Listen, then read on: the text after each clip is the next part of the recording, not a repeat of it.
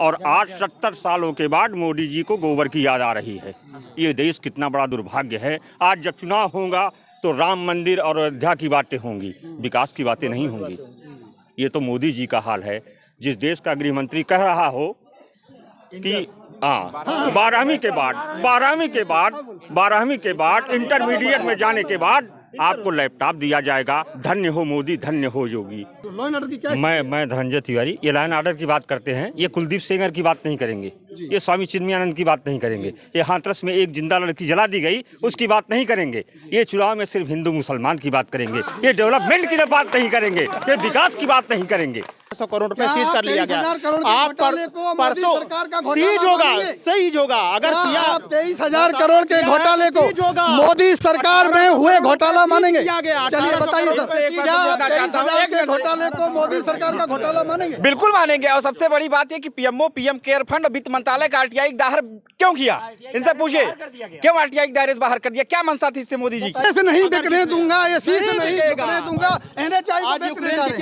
ये एनएचआई को बेच दिए, एयर इंडिया को बेच दिए, भेल को बेच दिए, रेलवे बेच दिए, एलआईसी को बेच दिए। नहीं बिकने दूंगा, ये शीश ये जुमला जनता आम जनमानस को बेवकूफ समझ। नमस्कार, आप देख रहे हैं ओंकार 24/7 में हूं आपके साथ सत्यपाल। मैं हूं अभी जौनपुर के सिविल कोर्ट में। समझते हैं वकीलों का क्या है रुख, किसकी बनेगी सरकार, कौन बनेगा मुख्यमंत्री और जौनपुर से विधायक कौन बनेगा। वकील एक अलग कहें कि समुदाय है, अलग तरह की विचारधारा है, पूरे के पूरे समाज में एक अलग तरह की पहचान रखते हैं, एक अलग तरह की अपना व्यक्तित्व रखते हैं, भूमिका अदा करते हैं कहीं ना कहीं सामाजिक कार्यों में। जानेंगे क्या है माहौल, किधर होगा मूड वकीलों का, समझते हैं। सबसे पहले आते हैं, क्या है शुभ नाम सर आपका? अभिनव मिश्रा नाम है मेरा। मिश्रा जी, चुनावों का माहौल है, 7 तारीख को वोट पड़ेंगे। अब की बार जनता का मूड क्या है? अब की बार जनता का मूड हमारे यहाँ से, हमारे जौनपुर सदर विधानसभा से हम लोग जनसत्ता दल से राजा भैया के साथ हैं इस बार। और हम लोग कौन है प्रत्याशी? रिंकू दिनेश सिंह रिंकू भैया प्रत्याशी हैं यहाँ से। हम लोग सारी पार्टियों को से हट करके राजा भैया के पार्टी को, जो यहाँ विधायक राव भारतीय जनता पार्टी का था जी, उसे बदलने का मूड क्यों बना? उनके बदलने का उनका कोई कार्य समझ में नहीं आया। 5 साल वो मंत्री रहे और समीकरण से चुनाव जीत गए। उनका कोई कार्यकाल यहाँ अच्छा नहीं रहा, सिर्फ जुमलेबाजी ही करते रहे, कोई काम नहीं किया उन्होंने। क्या सुना? उपेंद्र विक्रम सिंह। विक्रम सिंह जी, क्या जनता का मूड है? अब की बार क्या वापसी होगी या परिवर्तन होगा? अब की बार भी योगी सरकार है, परिवर्तन की कोई गुंजाइश नहीं है, अनवरत होने की गुंजाइश पूरी है। और जहां तक जौनपुर की बात है, जौनपुर में 9 विधानसभा हैं जिनके आधार पर जनता उनको वापस मुद्दे जो 2017 के पहले जो हम लोग को लाइट नहीं मिलती थी, जो हम लोग को बिजली नहीं मिलती थी, जो अव्यवस्थाएं फैली हुई थी, रोजाना एसिड अटैक होते थे, घर चलती महिलाओं के साथ जो है बदतमीजियां होती थी। गायत्री प्रजापति जैसे आपके मंत्री जो गरीबी रेखा से नीचे होके 5 साल के अंदर ही 1200 करोड़ रुपए की संपत्ति बना लिए, जिनके ऊपर FIR तब दर्ज हुई जब सुप्रीम कोर्ट ने कहा ललिता वर्सी स्टेट के मामले में आप पहले FIR दर्ज करिए। जो इतना दुष्चरित्र थे कि उस लड़के के साथ उसकी लड़की के भी साथ जो उन्होंने दुष्चरित्र किया और उन्हें सजा भी हो गई।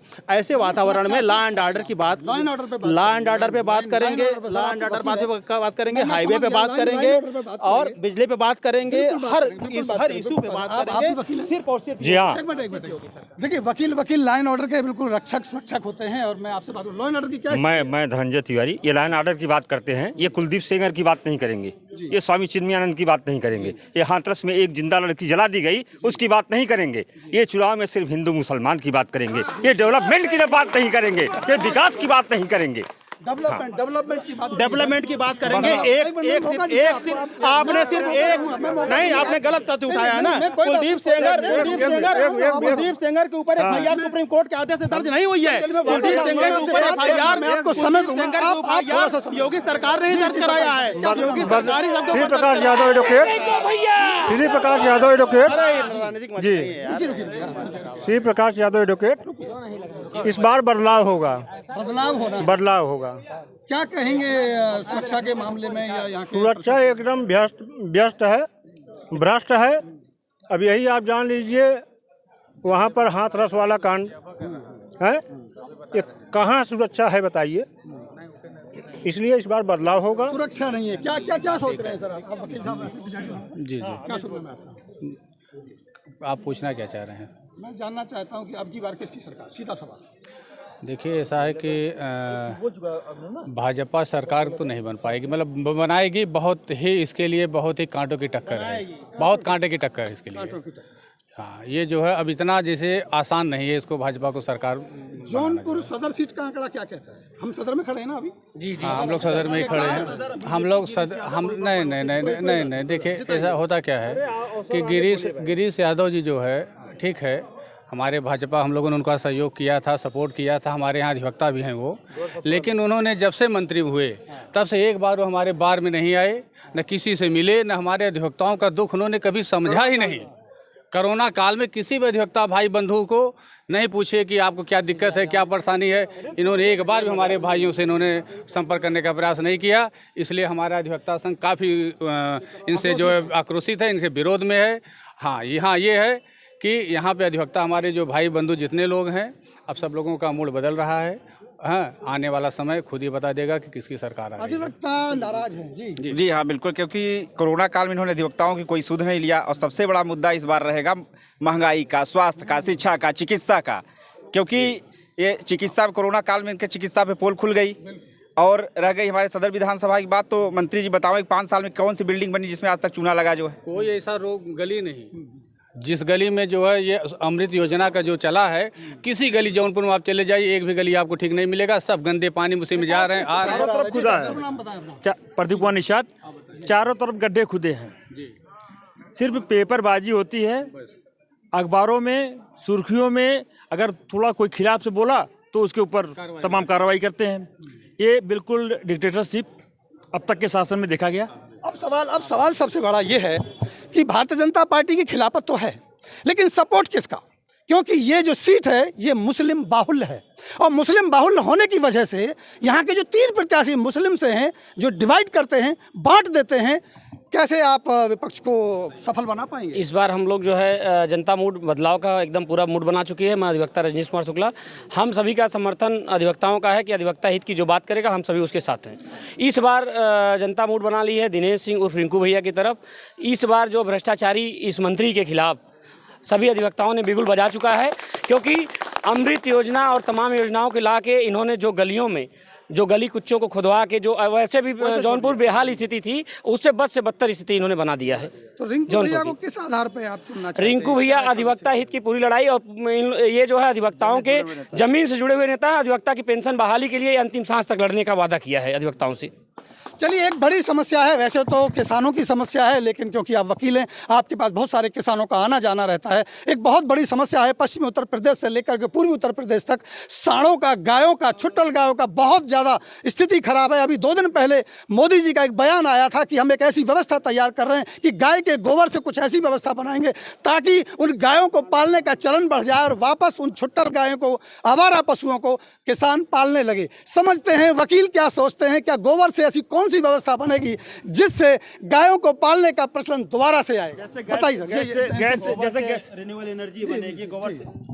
आइए, आप बोल चले, आप नहीं, मुझे तकलीफ इस बात की है, मुझे इस बात की पीड़ा है कि यहाँ पे उसको बताया जा रहा है जिनका यहाँ कोई वजूद ही नहीं कि वो जीतेंगे। खैर अलग मैंने जो सवाल जहाँ तक गोबर पे ऐसी व्यवस्था ला रहे हैं, गोबर पे हमारे घरों में अपने दादा से पूछिएगा, दादी से पूछिएगा, हो सकता है माता पिता भी अगर पुराने उनसे पूछिएगा, गोबर से यहाँ रिन्यूएबल एनर्जी का काम होता था। गोबर से गैस बनती थी, गोबर से खाद बनता था, गोबर से खाद बनता था। अब चलिए, आपका अपना विषय है, आपका अपना विषय है। गोबर से एनर्जी बनती है। इसी सोलर एनर्जी के बारे में कहते थे कि कैसे सोलर एनर्जी बनेगी, कैसे सूर्य की ऊर्जा से प्रकाश निकलेगा, कैसे सूर्य की... अरे यार, सवाल इनसे पूछा गया, कहाँ है भाई साहब? अरे बाबा डिसाइड कर लो, आप जज बन जाओ तब। सोलर एनर्जी के बारे में, सौर ऊर्जा के बारे में कहा जाता था कि सौर ऊर्जा से कैसे संचालित होगा, लेकिन सौर ऊर्जा आज भारत में दुनिया के दूसरे नंबर पे है। सौर ऊर्जा दुनिया के दूसरे नंबर पे है। सौर ऊर्जा का निर्माण होगा गायों के गोबर से, ऐसा है, को रोकने के लिए मोदी जी। बहुत विनम्रता के साथ मैं कहना चाहता हूं कि मोदी जी जो कहते हैं, मोदी जी तो 15 लाख रुपए भी दे रहे थे। आज इस देश में बेरोजगारी, महंगाई चरम सीमा पे है, और आज 70 सालों के बाद मोदी जी को गोबर की याद आ रही है। ये देश कितना बड़ा दुर्भाग्य है। आज जब चुनाव होगा तो राम मंदिर और अयोध्या की बातें होंगी, विकास की बातें नहीं होंगी। ये तो मोदी जी का हाल है। जिस देश का गृह मंत्री कह रहा हो कि 12वीं के बाद इंटरमीडिएट में जाने के बाद आपको लैपटॉप दिया जाएगा। धन्य हो मोदी, धन्य हो योगी। आपको मैं प्रणाम करता हूँ।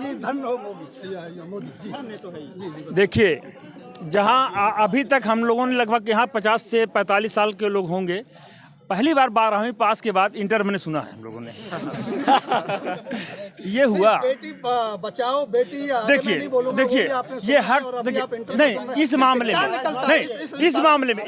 में देखिए, हर शासन में थोड़ा बहुत कमियां ज़्यादा होता है, लेकिन इस शासन में जहां अपराध हुए उनको दबाने का प्रयास किया गया और जो पीड़ित है उसको उल्टा सजा मतलब किया गया। कहने का मतलब ये है, अभी सर कह रहे हैं कि भाई स्लिप टंग हो गया। स्लिप टंग का मतलब चलिए सेंगर का उदाहरण हमारे एक भाई ने बताया। स्लिप टंग का मतलब कहीं ना कहीं भारतीय जनता पार्टी की बौखलाहट नजर आती है। जी सर, बोलिए सर, क्या कह रहे थे? सरकारी संपत्तियों को हनन पहुंचाने वालों के ऊपर मुकदमा होता है आम जनमानस पे, और सरकारी संपत्तियों को बेच देने वाले के ऊपर क्या कार्रवाई अभी तक हुई है, इस पे भी हम लोग विचार स्पष्ट करना चाहते हैं।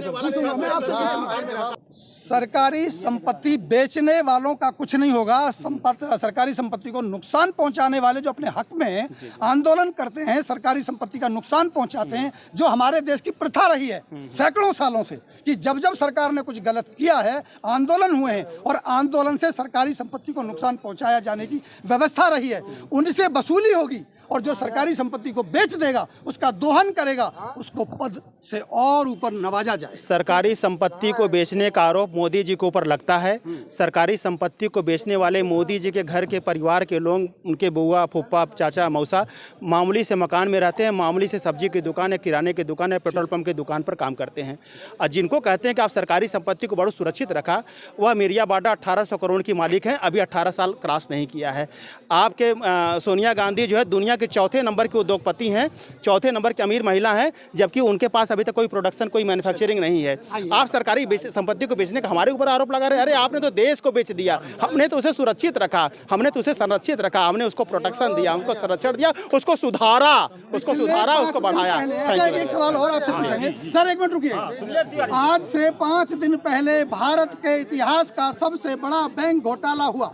23,000 करोड़ को लूट करके गुजराती बाहर चला गया। टीवी के ऊपर ऐड नहीं चलता, टीवी के ऊपर न्यूज नहीं चलता। बताता हूँ, मोदी सरकार का सबसे बड़ा भ्रष्टाचार टीवी पे दिखाई नहीं देता। 72% का शेयर मुकेश अंबानी को टीवी का चला जाता है। क्या कहेंगे सर मोदी जी? हम बता रहे हैं, जहाँ तक 23,000 करोड़ रुपए की आपने बात की, एबीजी शिपयार्ड का जो फ्रॉड था, ये पिछले 8 सालों का फ्रॉड था, 8 सालों का फ्रॉड था।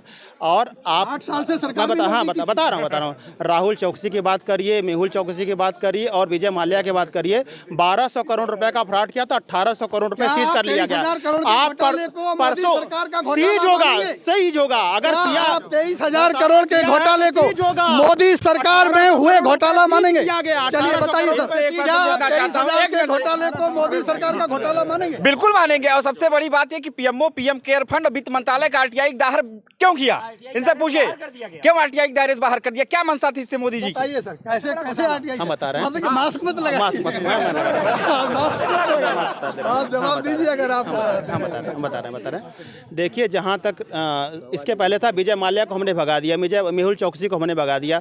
आपको पता है 1200 करोड़ रुपए का 1200 करोड़ रुपए का फ्रॉड हुआ था। अभी परसों की न्यूज थी, संसद में कहा गया कि 1800 करोड़ रुपए हमने वसूल कर लिया। यानी जितना फ्रॉड था उसका लगभग 1.5 गुना ज्यादा हमने उनसे वसूल लिया। इन्हीं के संपत्तियों को देश नहीं बिकने दूंगा, ये शीश नहीं बिकने दूंगा। एनएचआई को बेचने जा रहे हैं। क्या हालत हो? ये एनएचआई को बेच दिए, एयर इंडिया को बेच दिए, भेल को बेच दिए, रेलवे बेच दिए, एलआईसी को बेच दिए। नहीं बिकने दूंगा, ये जुमला जनता जनमानस को बेवकूफ समझ रहा है। सा सुन ले मेरी बात। अब लास्ट मेरी बात,